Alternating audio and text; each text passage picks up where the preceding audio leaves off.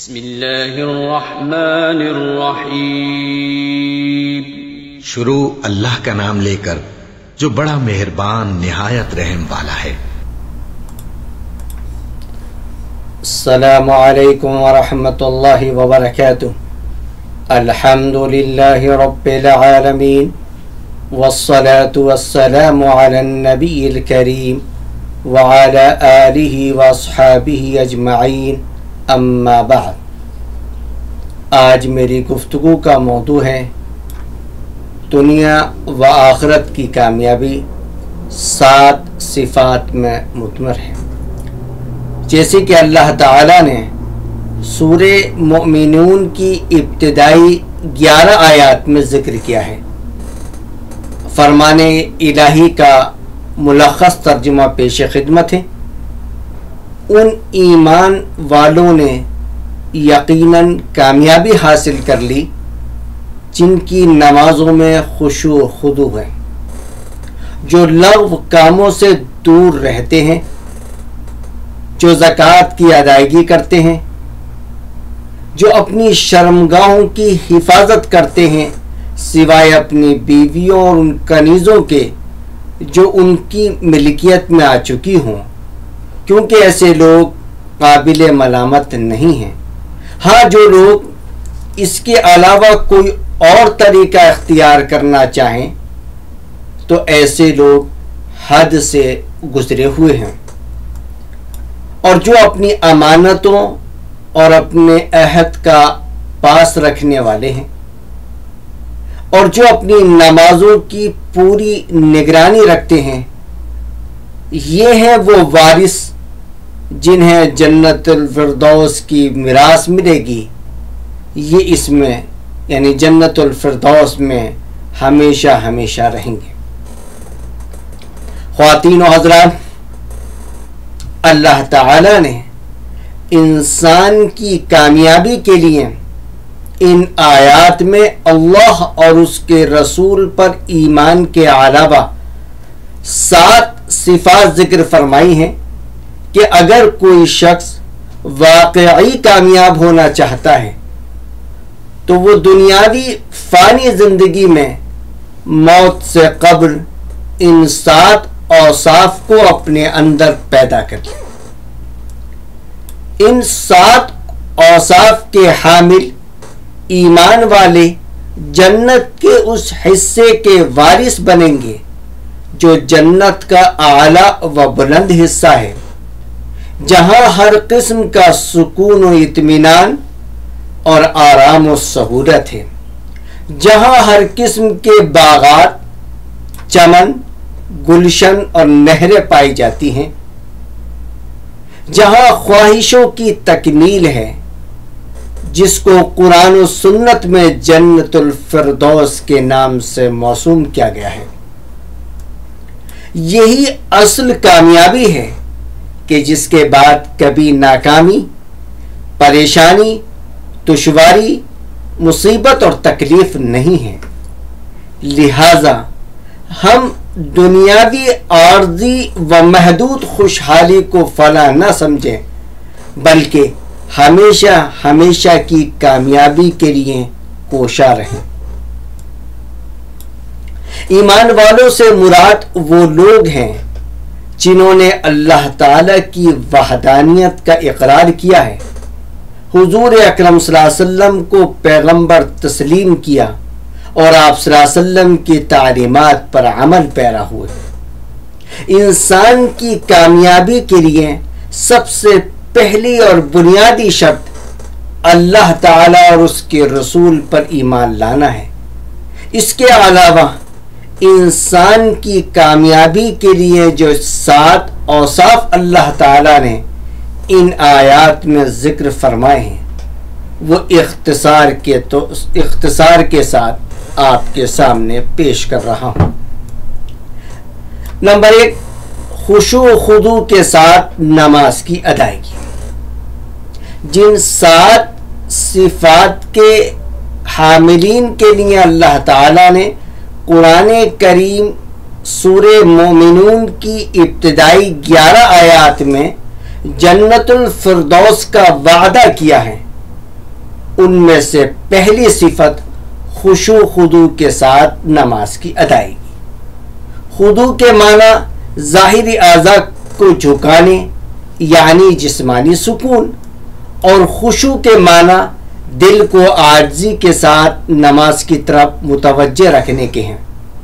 خشوع خضوع کے ساتھ نماز پڑھنے کا آسان طریقہ یہ ہے کہ ہم نماز میں جو کچھ پڑھ رہے ہیں اس کی طرف دھیان رکھیں، اور اگر غیر اختیاری طور پر کوئی خیال آ جائے تو وہ معاف ہے، لیکن جو ہی یاد آ جائے دوبارہ نماز کے الفاظ کی طرف متوجہ ہو جائیں۔ یعنی ہمیں یہ معلوم ہونا چاہیے کہ ہم نماز کے کس رکن میں ہیں اور کیا پڑھ رہے ہیں۔ یہ خشوع خضوع کا کم سے کم درجہ ہے۔ دوسری صفت جو انسانوں کی کامیابی کے لیے اللہ تعالیٰ نے ضروری قرار دی وہ ہے لغو کاموں سے دوری۔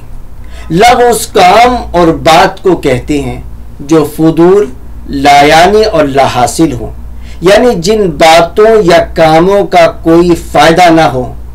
مولائے حقیقی نے اس آیت میں ارشاد فرمایا کہ لغو کاموں کا کرنا تو درکنار، ان سے بالکل دور رہنا چاہیے۔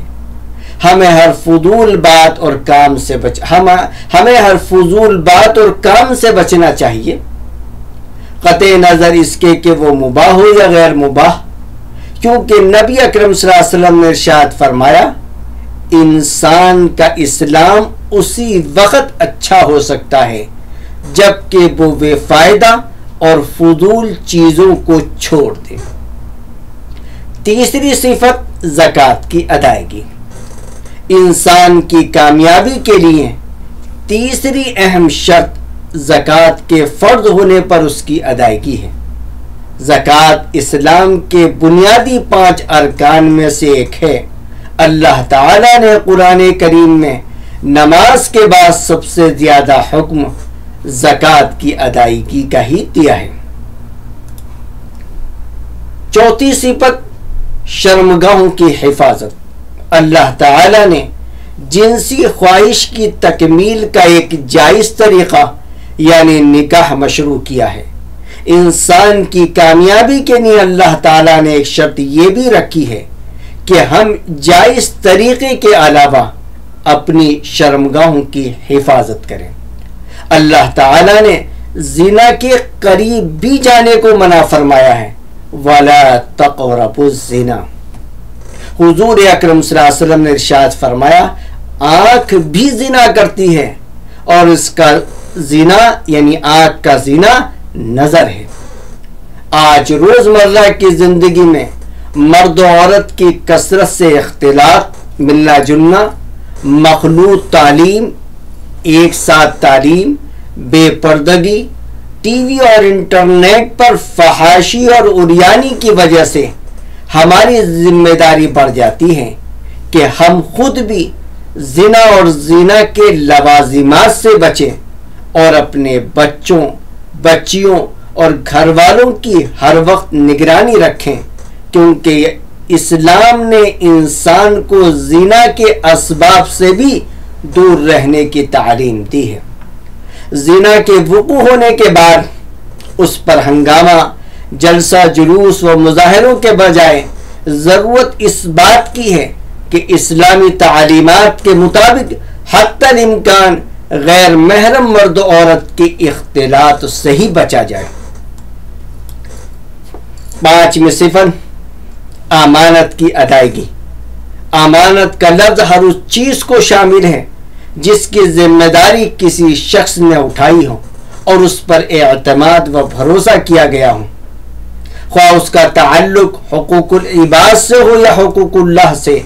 حقوق اللہ سے متعلق امانت فرائض و واجبات کی ادائیگی، محرمات اور مکروہات سے پرہیز کرنا ہے، اور حقوق العباد سے متعلق امانت میں مالی امانت کا داخل ہونا تو مشہور و معروف ہے۔ اس کے علاوہ کسی نے کوئی راز کی بات کسی کو بتلائی تو وہ بھی اس کی امانت ہے۔ اذن شرعی کے بغیر، شرعن اجازت کے بغیر کسی کا راز ظاہر کرنا امانت میں خیانت ہے۔ اسی طرح کام کی چوری یا وقت کی چوری بھی امانت میں خیانت ہے، لہذا ہمیں امانت میں خیانت سے بچنا چاہیے۔ نمبر 6، عہد و پیمان پورا کرنا۔ عہد ایک تو وہ معاہدہ ہے جو دو طرف سے کسی معاملے میں لازم قرار دیا جائے، اس کا پورا کرنا ضروری ہے۔ دوسرا وہ جس کو وعدہ کہتے ہیں، یعنی کوئی شخص کسی شخص سے کوئی چیز دینے یا کسی کام کے کرنے کا وعدہ کر لے، اس کا پورا کرنا بھی شرعاً ضروری ہو جاتا ہے، غرضے کہ اگر ہم کسی شخص سے کوئی عہد و پیمان کر لیں تو اس کو پورا کریں۔ 7ویں صفت نماز کی پابندی۔ کامیاب ہونے والے وہ ہیں جو اپنی نمازوں کی بھی نگرانی رکھتے ہیں، یعنی 5 نمازوں کو ان کے اوقات پر اہتمام کے ساتھ پڑھتے ہیں۔ خواتین و حضرات، یہ بات قابل ذکر ہے کہ اللہ تعالی نے انسان کی کامیابی کے لیے ضروری 7 اوصاف کو نماز سے شروع کیا اور نماز ہی پر ختم کیا۔ اس میں اشارہ ہے کہ نماز کی پابندی اور صحیح طریقے سے اس کی ادائیگی انسان کو پورے دین پر چلنے کا اہم ذریعہ بنتی ہے۔ اسی لیے قرآن کریم میں سب سے زیادہ نماز کی ہی تاکید فرمائی گئی ہے۔ کل قیامت کے دن سب سے پہلے نماز ہی کے متعلق سوال کیا جائے گا۔ خواتین و حضرات، اللہ تعالی نے ہر انسان کی طبیعت میں کامیابی کی چاہت رکھی ہے، چنانچہ ہر انسان کامیاب ہونا چاہتا ہے۔